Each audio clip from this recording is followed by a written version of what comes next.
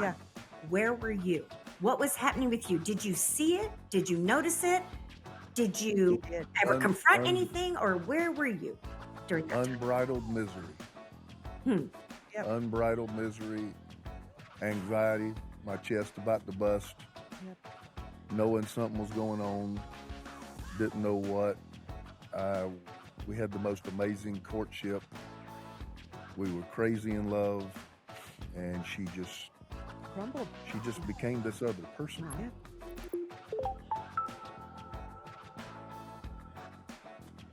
Hey, everybody. Welcome to the Danielle Hage podcast, where we talk about everything that has to do with relationships.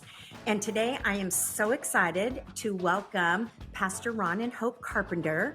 They did pastor in South Carolina. Actually, they're both, right? You pastor in Yes, South we are. Carolina, and now you pastor also in Northern California in San Jose. And they have a TV ministry. They have a weekly podcast, which I love the title. It's called Unfiltered, Real, Raw, and Relevant. I love that.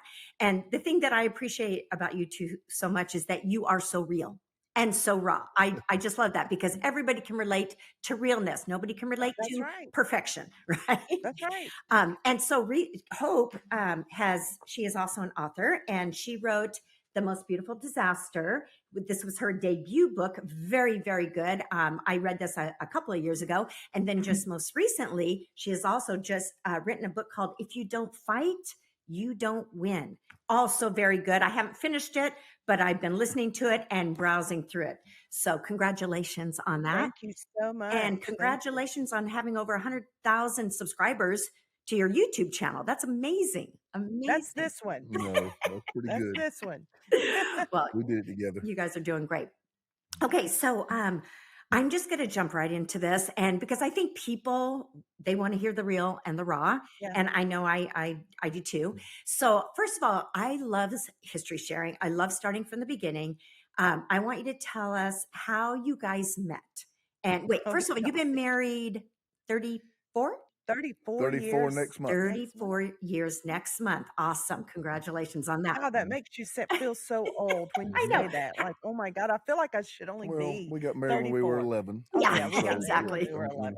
Okay. And did you guys meet in high school or college?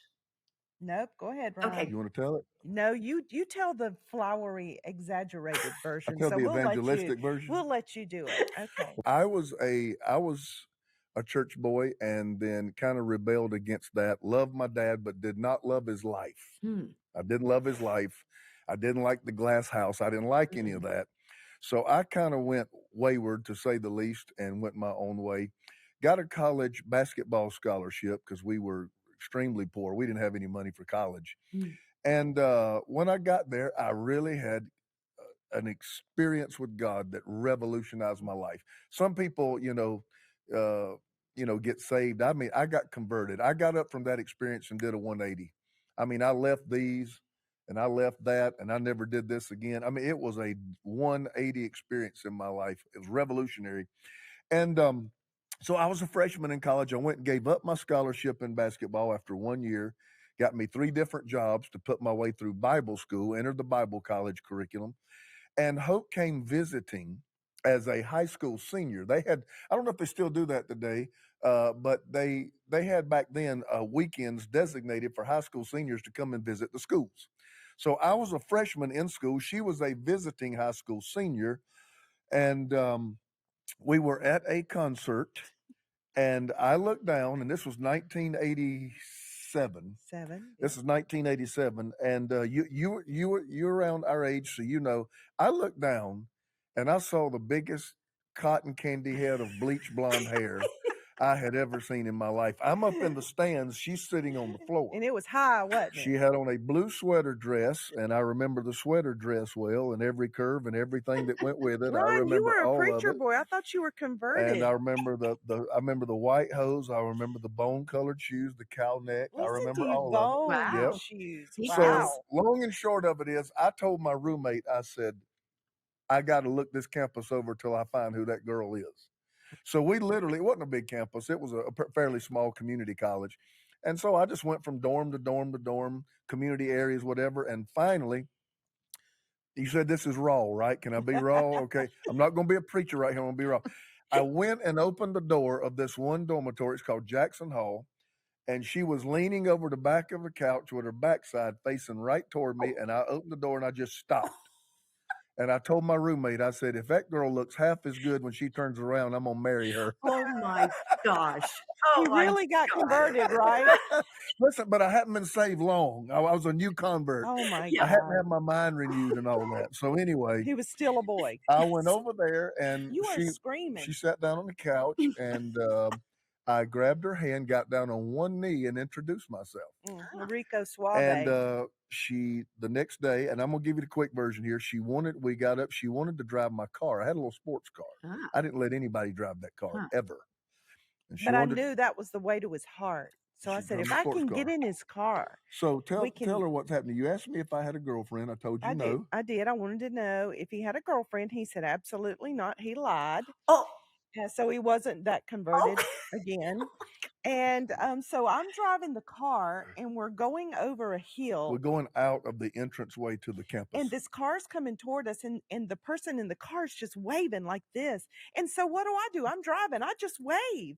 And then I see Ron just kind of crouch oh down. my gosh. Come to find out it was his girlfriend. See? So Hope's driving my car and we're leaving the campus and Hope is in the driver's seat of my car waving at my girlfriend. Mm-mm. So Here we are. The relationship didn't last long. Yeah. She went away for the summer, actually dated another boy. Yep. Because you never called. And came back. And I told my guys, I said, I'm going to walk around and see if I can find that girl that was here about 6 months ago. And I went and I found her. And this is the funniest thing. She had a wall like a shrine built to this guy. It was pictures from top to bottom with this guy she had dated all summer. I didn't say anything. I just looked around. I'm like, well, okay, I guess this isn't going to happen. Yeah. Well, yeah. You move, you lose. And you then, never called. But now tell her what you told me when I asked about the wall. He did. Because I had told my mom, I said, I hope that Ron Carpenter is dating somebody. I said, because if he's not, I'm going to have to break up with this guy because I really felt something in my heart when we met. You were 17. It didn't matter. Here we are. Look at us. It was real. It was God. Gosh. And so when we got there and he came to my room, I was like, oh no. So I ran after him and I was like, oh, that was the guy I dated this summer. Acted like, I'm not dating him anymore. So we worked through all that. We started dating 3 weeks later. Which wasn't totally honest. No. Okay. I just paid you back. So we both had to get a little sanctified. That we weren't quite on the up and up. But the fact is, it was about literally a matter of weeks after that. Man, I just turned my heart loose. I was smitten. I was so desperately, deeply in love. And we were pretty much that couple for 3 years that made everybody go, yeah. Because we couldn't keep our hands off each other. It was just amazing time. Okay, so now you, in one of your podcasts, you talk about dating responsibly. And this is kind of mind-blowing, but you said you dated way too long. And you said that you dated, was it 3 or 4 years before you actually got married? A little over 3. And you never had sex. No. That's amazing. That is amazing that you held out. I don't even know if amazing is the word, Danielle. It's more like, I think it's more like torment. Torture. Yeah, torment. Yes. Like what it was. Because we really wanted to do it right. We had other relationships, prior that were not done right. And we knew we were serious about our relationship with God. And we loved the Lord. We had really made a commitment and we were like, let's really try to not have sex. It and was do this extremely right. difficult. Yeah, that is It was extremely difficult. hard. And on the raw side, we would have moments where when she would visit me at my house on the weekends or something like you that, couldn't keep your hands off where me. we crossed the line and tell her what I would do all night long. He would pray all night long and then try to make me feel guilty. Yeah. He'd be like, are you not going to pray all night long? I'm like, no. If we crossed any of our boundaries, I would feel so bad. I came from a holiness church. God's going to get you. Yeah. And so I would stay up literally for hours praying if I felt like we did anything wasn't right. But somehow or another, by the grace of God, we were teenagers, we were early 20s, and we saw each other for every day for over 3 years, but we did not cross that line. Gosh. Well, I I admire begged that. That's begged him to kneel several times, but he wouldn't do it. but that is major Yes, discipline. It really is. It it was. is. But and good to know that it can be done. You know, for Yeah, those out there who say that it's not possible, it is possible. It can be done. it is possible. Okay, so now you're married. How long into marriage before the infidelity showed up? Well, we married at I was 21, you were 20, fixing to be 22. Fixing to be Okay. 22. And in this book, The Most Beautiful Disaster, we don't have time in the podcast, Yeah. but it chronicles all of Yeah. that. My downfall, Mhm. my falling apart, and then the most beautiful part is God putting my life Yes. back together. Yes. And it's really a powerful story. Yeah. But I had been through a lot prior Mhm. to Ron. I was raised in a That was not very revealed. yes, I was raised in a Yeah. very strict home, and that's they called it strict, but today would be abusive. Mm. And, the blood running down your legs, being punched across a room, your face being clawed off, Oh, and just it was very and this traumatic. is a And Christian home. You're raised in yes, a yes, Christian home. yes, and that's really hard to Yes. reconcile in your mind Yes. that, this is Christian, we're doing this because we love the Lord, we're Mhm. strict, we don't want you to be like the other girls. Yeah. And so I thought when I married Ron that just by changing my last name and changing my address that all that was gonna poof go away. Yeah. And come to find out about 35 years old, it was just a buildup. It did not go away. It Mhm. was just boiling on the inside of me, that anxiety, that trauma, the feeling of living under everybody's thumb, never having a say. Not Yeah. that Ron didn't give me a say, but the enemy will use any Yeah. situation, a perfect storm, to represent your dad, to make it feel like you're still living at home under these restrictions. And Right. it was just a time in my life at 35 that the top blew for me. I just remember looking at Ron saying, I can't live like this anymore. I didn't know what that Mm. meant. I did not understand even why I was feeling because nobody talked about counseling, Danielle, Right. back then. Right. Nobody talked about, childhood trauma. Nobody talked about that kind of stuff. Matter of fact, you were told what happens in this house stays in Yeah. this house. And You don't talk about anything. And if you're a Christian, you don't go to counseling because Oh Jesus no. is your counselor. You get Yeah, you go everything to the you altar. You need go to the altar. from the word of God. Because I remember even my dad who got converted after I got converted later on. And he was so like, no, counseling is of the devil. You don't need that. And I always thought, why? Why not ask for help? Why not get Yeah. a therapist, a professional's input? But anyway, continue. So yes, Yeah. so you couldn't So go at to counseling. 35, yeah, my top just blew. Yeah. And I just after much counseling now and therapy, I have realized that what was happening to me at 35 was what they call individuation, Hmm. is what happens we're supposed to happen when you're 12, 13, 14 in the safety of your parents' home where you touch your fingers to the stove, so to speak, and you get burned and you're like, "Oh, I don't want to do that again. I've learned my lesson." I was never granted those permissions Hmm. to go to sock hops and go to dances or sleepovers and that type of thing. And if I did, I had to jump through 100 hoops and perform all the straight A's and never be late. And it was just a very strict, traumatic Yeah. upbringing. And so at 35, I woke up and said, I can't live like this anymore. And I just made some, we giggle about it now. I started doing a few things. I went out and bought a bikini bathing suit. Ooh, you Ooh. sinner. I mean, a sinner. And I went and bought 3 secular CDs. Ooh, Yeah, a real sinner, and listened to them. yeah, And I bought a 6-pack of beer and drank them all. So now I'm going to hell on a slip and slide. But those few decisions veering off just a little just kept going down a path, and it took me further than I ever dreamed I would yeah. go. Started being running with friends I never should have been with, Mm, letting off the steam, going to places I shouldn't be, unfaithful to my husband. Never dreamed I would do that. I loved my yeah, husband. I was just a miserable human. I love the Lord. yeah, yeah, And that was even double whammy on me because I loved God. I know I'm doing this. So it actually made me worse. So mm, it was like 9 years of a double life mm, that collapsed. I just collapsed in yeah, 2013. And that's what this right, is. To the world, it was yeah, a terrible disaster. It was a it went worldwide. The news went worldwide, didn't it? I It's think we awful. were like the number 3 story. Oh It's my awful to say that gosh.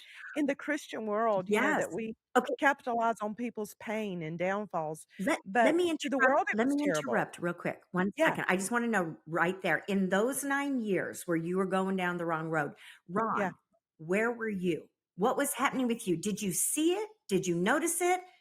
Did he you did. ever Un, confront un, anything, or where were you during that unbridled misery, time? Hmm, Yep, unbridled misery, anxiety, my chest about to bust, yep, knowing something was going on, didn't know what. Uh, we had the most amazing courtship.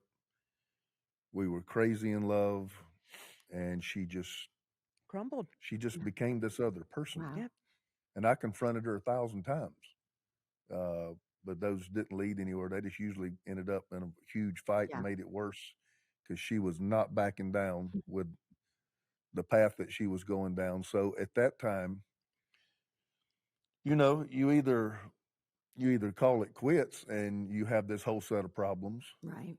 or either you try to make it work and you have a whole different set of problems. And so you I prayed. just went to work on trying to hold our life Yeah, together, trying to buffer her. We had an extremely large church, extremely large ministry in an extremely small city, and there was a tremendous amount of turmoil. I knew. Would you say I'm a strong guy? I tend to be kind of raised like a tough guy Yep, type. I'm a man's man yeah, type guy. yeah, I knew from the time I met her there was something about her that was vulnerable. hmm, I didn't know what that was. I don't ask me if prophetic insight, psychological. I don't know, but I just knew, and it. I have a lot of protective instincts, and there was something about that that made me want to protect yeah, her because I just knew there was something cracked well, somewhere. you knew the family I dynamic. knew the You family were dynamic, but this describes a rape, and this right. describes a lot of other things. And Hope says, we had a million talks. We sat beside riverbeds and talked for 3 years. I mean, for hours, and those things never because we came up. weren't having sex. We had to talk, Danielle. So, these issues I was never told about them, which are extremely traumatic issues. Yeah, And because she would tell me, she knew I was a preacher boy. She didn't want me to think bad mhm, or this and that and other. So, Well, that was part of my problem. I was raised in that perfection yeah, home. Everything had to be perfect, so I could not let him know anything was right. wrong with me, that I'd done anything wrong or anything bad had happened to me. Mm, yeah, yeah, so I knew there was something, but when she started spiraling down, it was a very fast, very aggressive process. I mean, the friends, the clothes, the activities. Um, she'd disappear. Yeah. Sometimes she'd just yeah, disappear, wow, and I'd get a call. Where you at? And I'm in Atlanta. I mean, I just it was nuts. wow, And on her side, she details how the grace of God brought her back. On my side, all I can say, it was grace.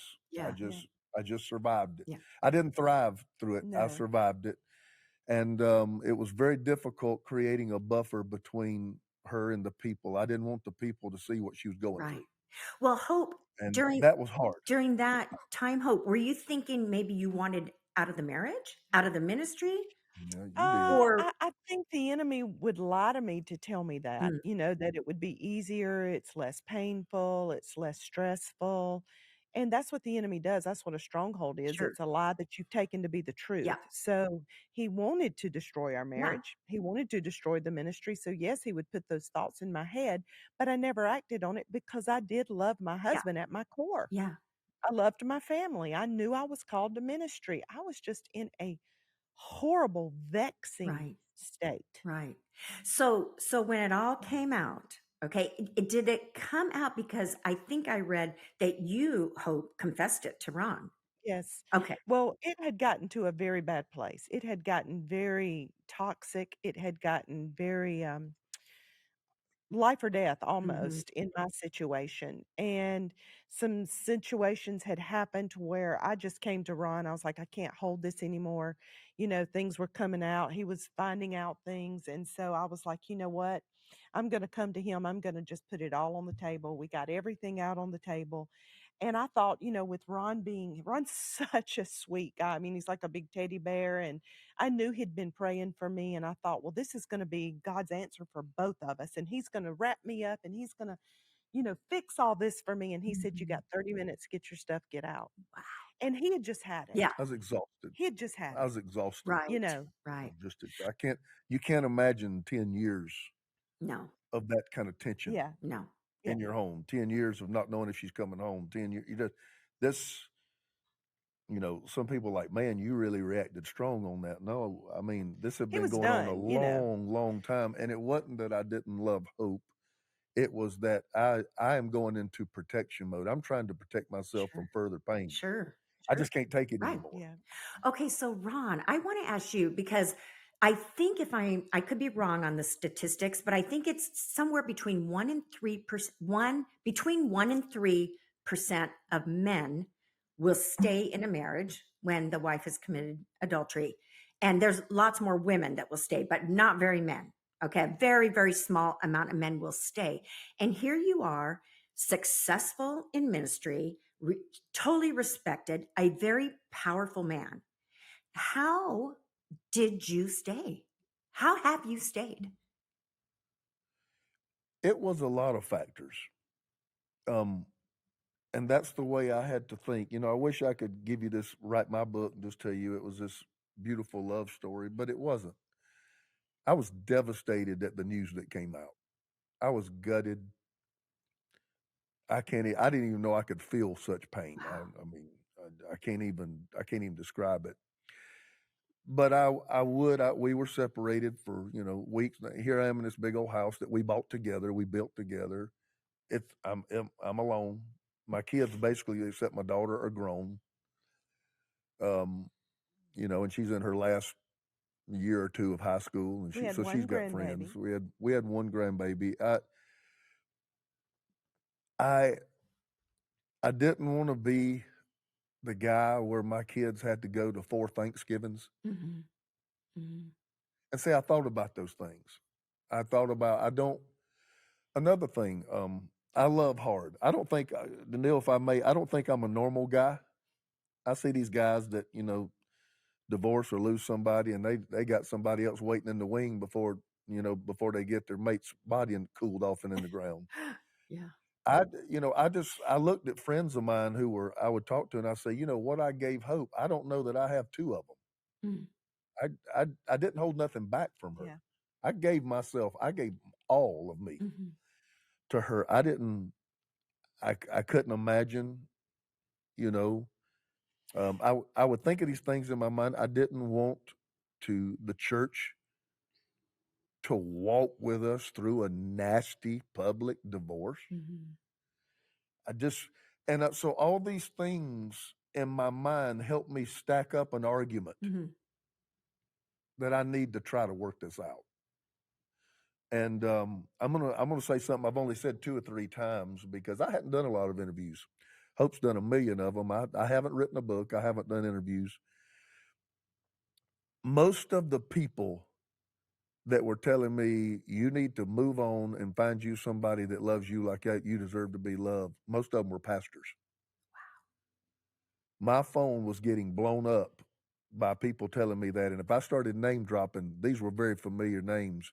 And it dawned on me, no wonder that's where we are in the church with such a high divorce rate if that's what the pastors are thinking. Yeah.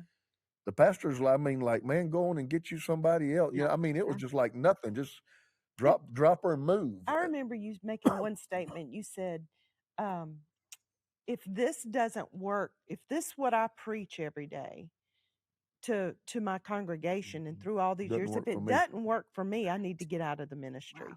And I think that's the bottom line for him. He is a principled, truly, I you am. know, governed by the Holy Spirit Yeah. man. He really is. And I believe that's why a lot of men get out is they're not. They're Mhm. not walking Yeah. the walk and they're not being led by the Spirit. They're being led by their feelings, their emotions, Yeah. their grief, whatever, because it is traumatic. Yeah. I'm not trying to say that it's, gloss over the pain. Right. It's very Right. traumatic, but Ron, on the other hand, is an extremely spirit-led man, Yeah. and I'm so grateful for that. If he weren't, we wouldn't be here Right. today. Because Now, the Holy Spirit in you is stronger than your ego. Yes. Because most yeah, Yes. you men's have to ego you have wouldn't to let rely them. on that. Yeah. And to show you that my love was still there, I knew that when this story broke, I knew it was going to be hell. Yeah. I'd already called in publicist, I'd already called in counsel. I was going to make the announcement to the church. The church was packed. The building held 5,000 people, and I got that, and I got TV cameras everywhere. And e- even a guy that I brought in to help me PR wise looked at me right before I stepped on the stage. He said, "This is going to be the worst day of your life." Wow. Oh I my mean, it was just Gosh. awful. The local news, the local talk radio. It was one of those churches where everybody was waiting to see us screw up. Yeah. Yeah. Yeah. They were waiting to see us screw Mhm. up. So there were people that our downfall became their entertainment. Yeah. Ugh. And so the long and short of it is, I knew the bomb blast was going to be absolutely horrendous. So I got Hope out of there. Mm. Even though I wanted her out of my house, we made provision at the place she describes Mhm. in the book where she went to live in a ministry situation. I don't even call it a ministry house. I don't even know really what they are. They're They just unique. Yeah, it's a lodge in North Carolina where they do retreats, Yeah. healing the heart retreats, and women's retreats, and men's retreats, and marriage retreats, And and they really help people who find themselves in the low part because of life. because when that happened, when I drew the line, I don't know that Hope was expecting the line to be drawn, Mm. but Mhm. when I drew it, I could see the look in her eyes. She was lost. Yeah. Yeah. I don't know where I'm going. What am I going to do? And so I called those people and said, "What? You can't be having a bunch of people there while my wife is there." I said, "What does it take, for 6 months for you to shut down?" Wow. And I took our life savings and I just paid this place. Just let Hope be there. Now later Wow. on, other people came in. Just let Hope be there and minister to my wife. And that was another argument, Danielle. My wife found this as a time to really I'm gonna find out what's wrong with me, what's Yeah. broken in me. I dug in. Yeah, she dug in, I which did the on the work. other side, which most people don't do. A lot of people don't do the Ron side, but a lot of people don't do the Hope side Right. either. And I saw her digging in, and here's what I thought. This is just conventional wisdom. I thought, why am I gonna put up and live and love the worst part of her? And she's gonna go up on that mountain, and God's gonna revolutionize her and get her healed. Yeah.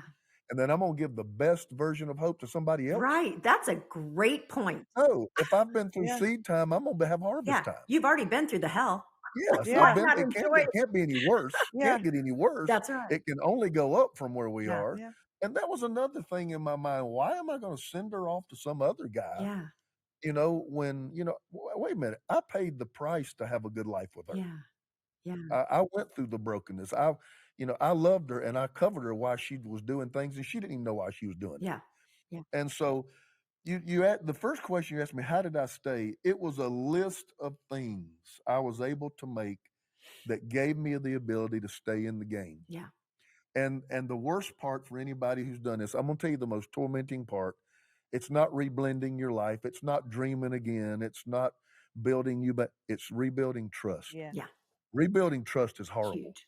That's a just huge. horrible. Yeah. Yeah. And I And it's not quick. Right. I have a Right. 2-minute version of a story there. When Hope went to this place, they didn't take them. She gave them her car keys, gave them her computer, gave them her phone.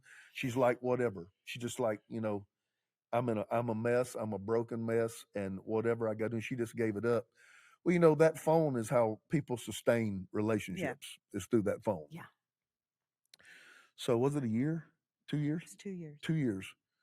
She came back home after 9 months. after about 9 months, and then she started splitting time here and there, and no computer, no phone. She didn't ask car. to go anywhere. She's cooking meals. And she seems content for the first time in years. She has a glow about her that I haven't seen. that look in her eyes of anxiety seemed like it was gone. God had really done a Wow. work in her life. And I remember one of the most memorable times that we had was after 2 years of her going above and beyond to make me feel peace in my home again. Is I took her out to eat and I went and bought her an iPhone. And she didn't know it. Oh, And while we were having dinner, I pulled it out of a bag. And I mean, my hands were trembling wow. because that was basically me saying, I trust you again. Absolutely. Yep. And we both sat there and I cried. We both sat know. It there makes and me wept. emotional. Oh, I Yeah, know. her hands were shaking, my hands were shaking. It wasn't the phone. yeah. No. I It get it. was the message I Yeah. was sending Yeah. with the phone Yeah. that I'm giving you back Yeah. the ability to run your life, and I trust you that you will run it well and not hurt me. Right. And that was a huge, huge night for Huge. us. Well, and I think And we have a million stories Yeah. like I that. am sure. I know. I know. But I think too, this is one of the things that I'm wondering with you, Ron, is did you realize after, all this time that it wasn't personal to you? I mean, it seemed personal to you, very personal with that your wife did this, but really it was out of her own brokenness, her own issue. It wasn't because you were a bad husband or you Right. didn't pay attention to her or Right. you were missing in some way or weren't enough. It wasn't personal, and that's what I tried to explain to people that have gone through this, and they are like, it's so personal. I'm like, it's really not. It's coming It's out of not. the person who has committed the offense. It's coming out of their own I brokenness, think their he own finally issues. did. It took a while because, of course, it makes it it's very personal. It's hard to tell the person that it's done to I that it's know. not. It is But hard. It's but Yeah. hard to but tell it's them that. but Yeah. that is still the truth. Right. And It is the truth, and I think he has learned over the years. Man, it's been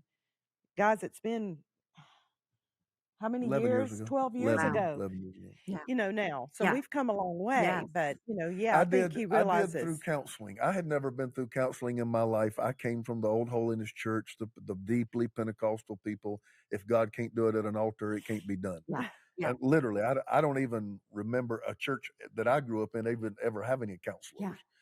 And when when I decided, to get back in the game, which that's a traumatic love It story is. that a movie could be made Yeah. about.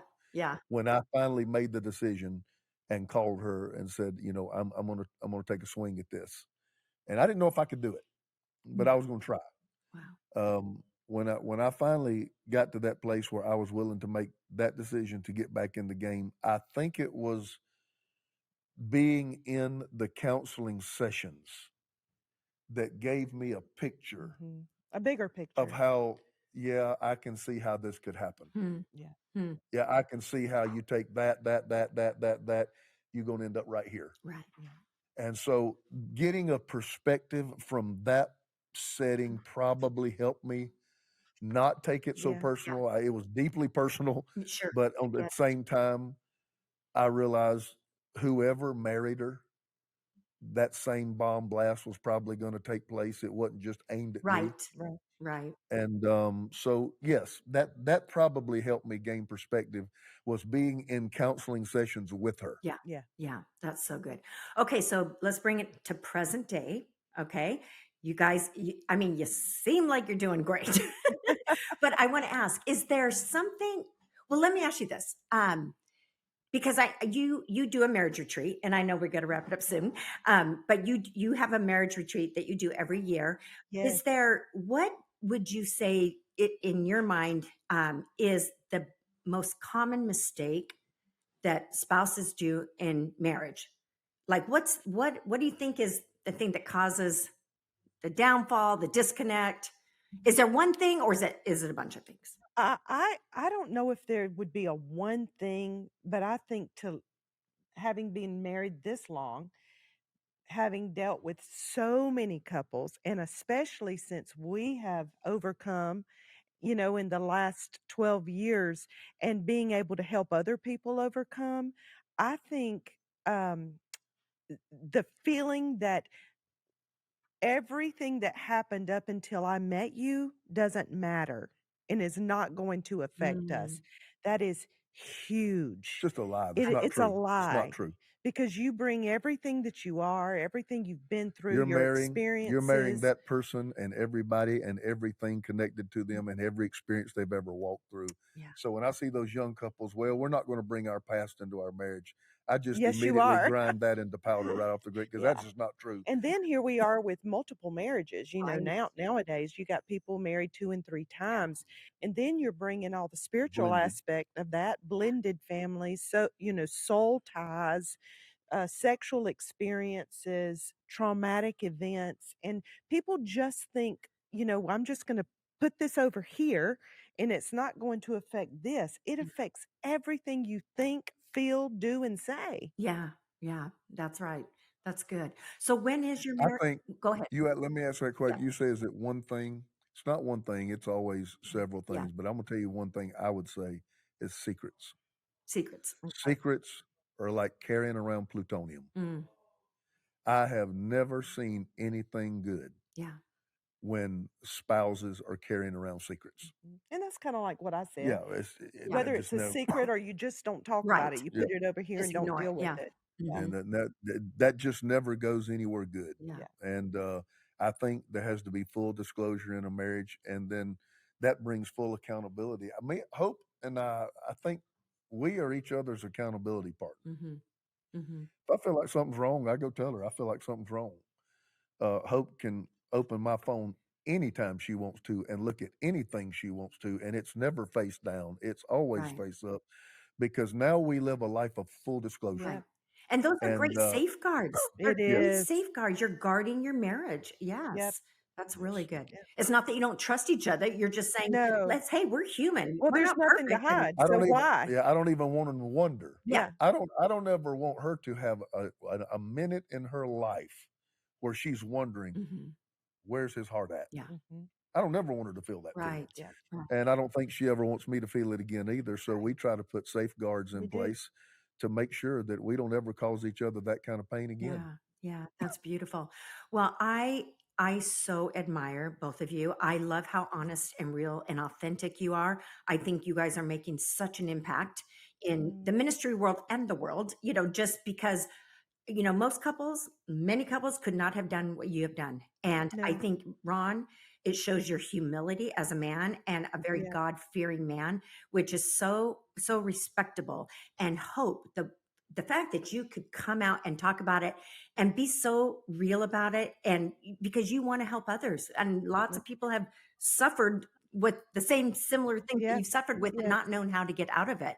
And Right. so I think that is so beautiful. And again, And that's why I wrote that book, and it yes, wasn't to exploit our problem, it was to help people yes, come out yes, of anything that they feel like there's a lid on their life, right, or they feel like I can't get out of this addiction, or I can't get out of this Trapped. lifestyle, and I feel trapped in Yeah. some way, and everybody's is different. yeah, We all have our own struggles and our own issues, but this book truly is a tool. it It's a really is. It's a pathway pathway back. to freedom Yes, It's not, in your life. everybody wants to know the nasty, dirty details of everything.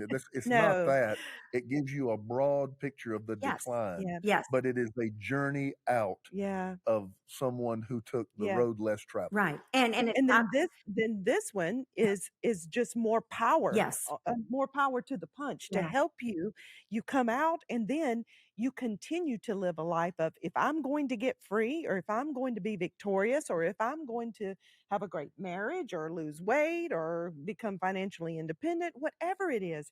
If you don't fight, you don't win, because God is not a genie in a bottle, and that's he's not going to do it for you. yeah, that's right. Yeah. That's so good. Okay, so when is your marriage retreat coming up? When and It where? is August 8th through the 10th, Okay, and this year it's called Power Couple. We We've never just done this had before. one. We've never done No, we've never done this one. We just did our one in regular marriage conference. Yeah. February on the East Coast, and we had, goodness gracious, how many couples? 400 couples? wow, 350, 400 Yeah, about couples. 400 couples. that's But awesome. this one coming up in August is in Half Moon Bay, and So we're it's much smaller. only taking 50 couples Okay, because we want to become intimate with them. We want to be able to sit across the table and let them pour and share, and us pour into.